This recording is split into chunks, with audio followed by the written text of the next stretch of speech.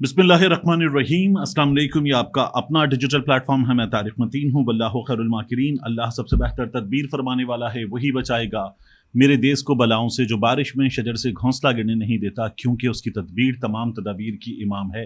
8 तारीख है, मंगल का दिन है, अक्टूबर की 8। मेरा आपसे आज के दिन ये पहला इंटरेक्शन है काजी फाइज ईसा के हवाले से। जो अहम तरीन खबर है वो सबसे पहले मैं आपको दूंगा और उसके बाद दीगर खबरों की बात करेंगे। काजी फाइज ईसा का नाम मुस्तरद कर दिया गया है।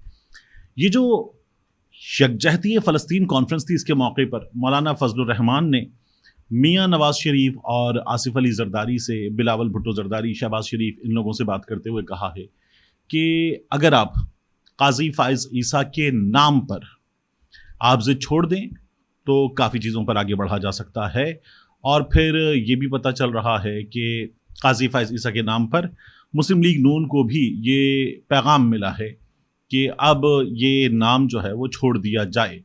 तो अभी क्या जिद छोड़ दी जाएगी, और जो वहाँ से खुद जिद है जिसके लिए इतना कुछ करके दिया गया है, यानी धड़ाधड़ वो जो मुस्तरद वोटों की तादाद बढ़ी और सीटें मिली, फिर उसके बाद ये जो 63A का फैसला है, क्या उसके बाद छोड़ दिया जाएगा, या आप देखेंगे कि वहाँ से भी कुछ हो सकता है। तो मुस्लिम लीग नून परेशान है। मुस्लिम लीग नून पर जो एहसानात हुए हैं, मुस्लिम लीग नून उसके नतीजे में परेशान है। अब क्या करेगी मुस्लिम लीग नून? लेकिन फजलुर रहमान ने कहा है कि अगर आप ये जिद छोड़ देंगे, ये नाम छोड़ देंगे, तो काफ़ी चीज़ें जिन पर आगे बढ़ा जा सकता है आइनी तरमीम पर। तो आइनी तरमीम के नतीजे में कुछ चीज़ें ऐसी हैं अब भी जो अगर हो जाएंगी तो मेरा, आपका, पाकिस्तान का, मेरी राय में बहुत बुरा होगा। इंसानी हकूक़ का मामला है।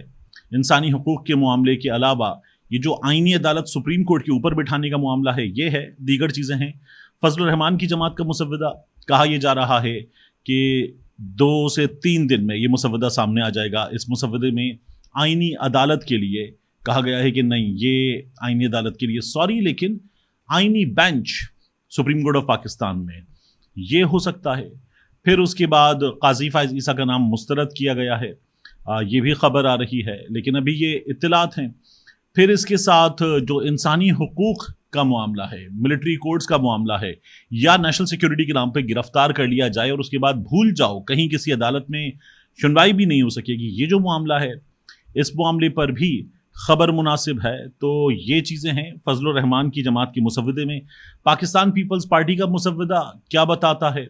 ये मुशावरत हुई है, पाकिस्तान पीपल्स पार्टी वाले सामने रखेंगे, लेकिन एक तो काजी फाइज ईसा के नाम को मुस्तरद यहाँ से कर दिया गया है, तो ये एक अच्छी खबर समझता हूँ मैं कि काजी फाइज ईसा जिन्होंने निज़ाम इंसाफ का कत्ल किया, काजी फाइज ईसा जिन्होंने अदालत के नाम पर धब्बा लगाया, मेरी राय में काजी फाइज ईसा जिन्होंने इंसानी हुकूक का मामला, जो सुप्रीम कोर्ट ऑफ पाकिस्तान के लिए सबसे बड़ा मामला होना चाहिए, उसको भी काजी फाइज ईसा ने दागदार किया है सुप्रीम कोर्ट ऑफ पाकिस्तान के किरदार को, मेरी राय में। तो ये बहुत बड़ी चीज़ें हैं कि जिनकी वजह से काजी फाइज ईसा का जाना मेरे आपके लिए, पाकिस्तानियों के लिए एक बहुत बड़ी खबर है।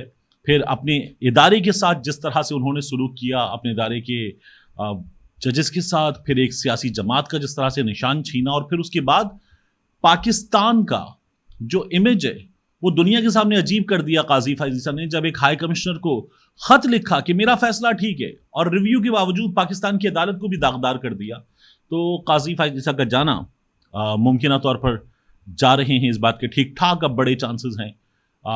पाकिस्तान में कुछ भी हो सकता है, तो इसलिए कोई और खबर भी आ सकती है, लेकिन अभी की खबर यह है कि जा रहे हैं, तो ये एक बहुत अच्छी खबर है। इसमें कुछ और चीज़ें हैं, वो मैं आगे जाके आपके सामने रखूँगा जो वकला कन्वेंशन से मुताल्लिक़ हैं।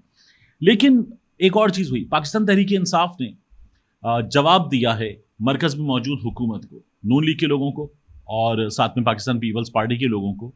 और ये जो खैबर पख्तूनख्वा हाउस सील हुआ है, इसमें तो जो चीफ जस्टिस का ऑफिस था खैबर पख्तूनख्वा हाउस में, वो भी chief justice Peshawar high court का एक ऑफिस, वो भी सील हो गया। तो सब कुछ तो सील कर दिया है। तो पीटीआई ने कहा सोच लें, आप देख लीजिए, अब आपके दफातर हैं सूबे में, मुख्तलिफ वजारतों के दफातर हैं, मुख्तलिफ ये जो ओम्बड्समैन होते हैं ये दफातर हैं, फिर वज़ीर आज़म के मातहत महकमे होते हैं, डिज़ास्टर से मुताल्लिक़ दीगर महकमे ये हैं, फिर उसके बाद अदालतों के महकमे होते हैं। तो वफाक के कई महकमे हैं जिनके अनगिनत महकमे हैं, जैसे वापडा है, मिसाल दे रहा हूँ मैं आपको, एक डाक का महकमा है, दीगर महकमे हैं, तो इनके दफातर हैं। صوبے کی حکومت نے کہا کہ کیا ہو کہ ہم ان کو سیل کرنا شروع کر دیں، آپ کے وفاق کے جو دفاتر ہیں ان کو سیل کرنا شروع کر دیں تو پھر کیسا رہے گا؟ تو یہ جواب دے کر پاکستان تحریک انصاف نے اچھا خاصا سوچنے پر مجبور کر دیا۔ انہوں نے کہا دیکھیے آپ خیبر پختونخوا کے لوگوں کے جذبات ویسے ہی بھڑکے ہوئے ہیں، آپ مزید بھڑکا رہے ہیں، آپ غلط کر رہے ہیں، اس کے نتائج اچھے نہیں ہوتے جو حرکتیں آپ کر رہے ہیں، اس لیے سوچ لیجئے کہ اگر ہم کریں گے تو پھر کیا ہوگا۔ یہ پاکستان تحریک انصاف کے مختلف لوگوں سے میری بات ہوئی، انہوں نے کہا کہ یہ ہم نے جواب دیا ہے اور یہ جواب ہم نہ دیتے تو اور ہم کیا کرتے ان کے ساتھ۔ اب ایک خبر اور آئی ہے، یہ خبر روزنامہ دنیا نے لگائی، خبر عجیب و غریب بھی ہے اور بہت ہی زیادہ دلچسپ بھی ہے، میں آپ کے سامنے یہ خبر رکھ دوں۔ روزنامہ دنیا کی خبر جو ہے وہ یہ کہتی ہے کہ پاکستان تحریک انصاف یہ جو آل پارٹیز کانفرنس تھی فلسطین سے اظہار یکجہتی کے لیے، اس میں کیوں نہیں بیٹھی، مبینہ وجوہات سامنے آ گئیں۔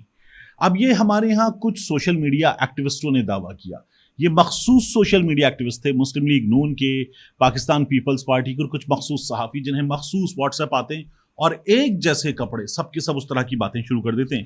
تو اس خبر میں ہے کیا؟ تحریک انصاف کی جانب سے فلسطین کے موضوع پر ہونے والی آل پارٹیز کانفرنس میں شرکت سے انکار کی مبینہ وجوہات سامنے آ گئی ہیں۔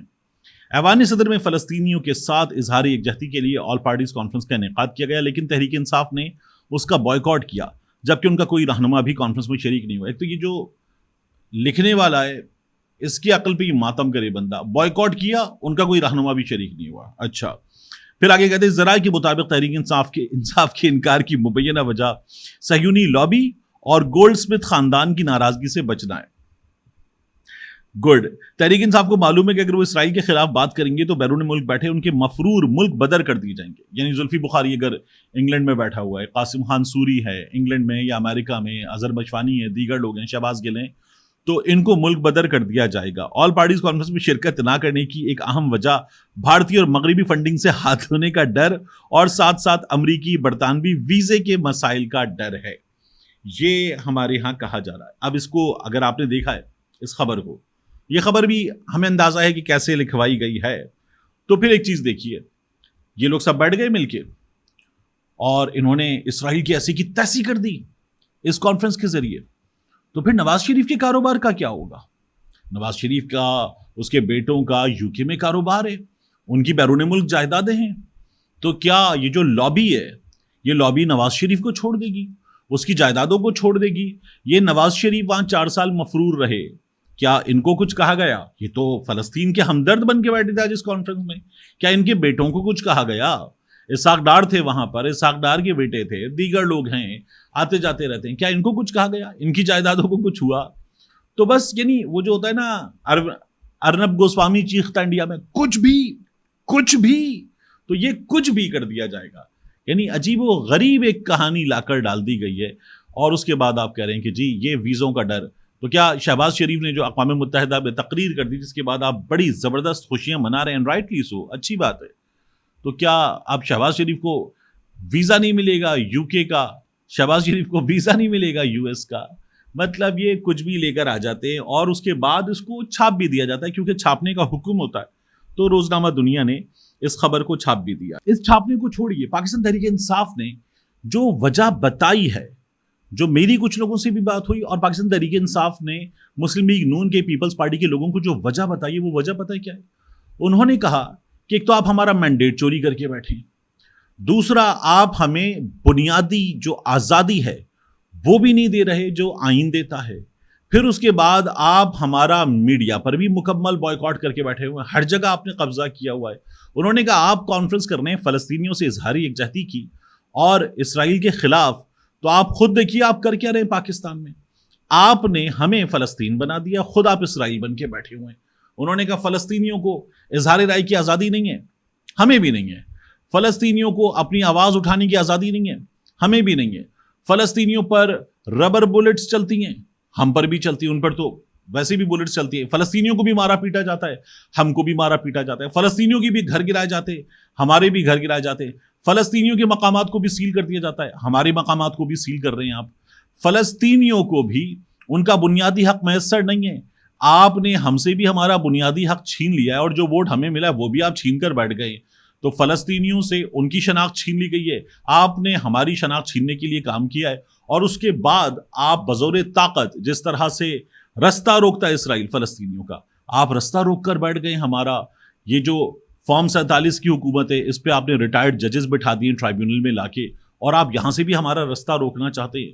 تو جو کچھ فلسطین کے ساتھ ہو رہا ہے وہ آپ ہمارے ساتھ کر رہے ہیں، اور اس کے بعد کہہ رہے ہیں ہم آگے بیٹھ جائیں فلسطین کانفرنس میں. تو اس لیے نہیں بیٹھے.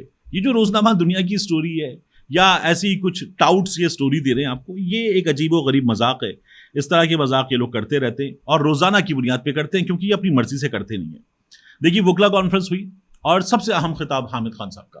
حامد خان صاحب پر پاکستان تحریک انصاف کے لوگوں نے، میں نے آپ کو خود خبر دی، مجھے خود بتایا کہ حامد خان صاحب جو ہمارے ساتھ ہوا اس میں قاضی فائز عیسیٰ صاحب نے جو کچھ کیا ہے اس میں حامد خان صاحب نے حصہ ڈالا ہے. اب حامد خان صاحب نے خطاب کیا، کیا کیا جملے تھے. یہ جو قاضی ہے یہ قاضی کہلانے کے قابل نہیں ہے، یہ بکاؤ مال ہے، یہ بکاؤ مال ہے. پھر وہ کہتے ہیں میں بھی کسی حد تک اس قاضی کے اس جگہ ہونے میں، اس جگہ پہنچنے میں میں بھی کسی حد تک گناہ گار ہوں. پھر کہتے ہیں کہ مجھے بھی ندامت ہوتی ہے کہ میں نے اس قاضی کے لیے عمران خان سے بھی جنگ لڑی کہ اس کے خلاف ریفرنس نہیں بھیجنا چاہیے تھا. وہ کہتے ہیں مجھے لگتا تھا یہ انڈیپینڈنٹ جج ہے اور مجھے نہیں پتا تھا کہ یہ قاضی عدلیہ کو تباہ کرنے کی کوشش کرے گا. مجھے نہیں معلوم تھا کہ یہ فلور کراسنگ کو اس طرح سے سپورٹ کرے گا. وہ کہتے ہیں ضرورت کیا تھی؟ یہ جو 63A کا فیصلہ دیا ہے، آپ کے 15 دن رہ گئے، آپ جائیں گھر اور اس کے بعد اگلا چیف جسٹس آئے گا، دیکھ لے گا. آپ یہ اس وقت کر رہے ہیں کیونکہ آپ کو عہدے سے چمٹنا ہے. حامد خان صاحب کا یہ خطاب ہے قاضی فائز عیسیٰ صاحب کے بارے میں. ہمارے ہاں جب کوئی چلا جاتا ہے نا تو اس کے ساتھ بری ہوتی ہے. قاضی فائز عیسیٰ صاحب کے ساتھ عہدے پر رہتے ہوئے بری ہو رہی ہے. اندازہ کیجئے کہ پاکستان کے نامور ترین وکلا، پاکستان کی بار کاؤنسلز عدلیہ کی آزادی کی جنگ لڑ رہی ہیں. کس سے آزادی کی جنگ؟ قاضی فائز عیسیٰ سے. چیف جسٹس سے جنگ لڑ رہی ہیں عدلیہ کی آزادی کی. اس سے برا کیا ہوگا؟ ملتے ہیں انشاءاللہ آپ سے اگلی ویڈیو میں.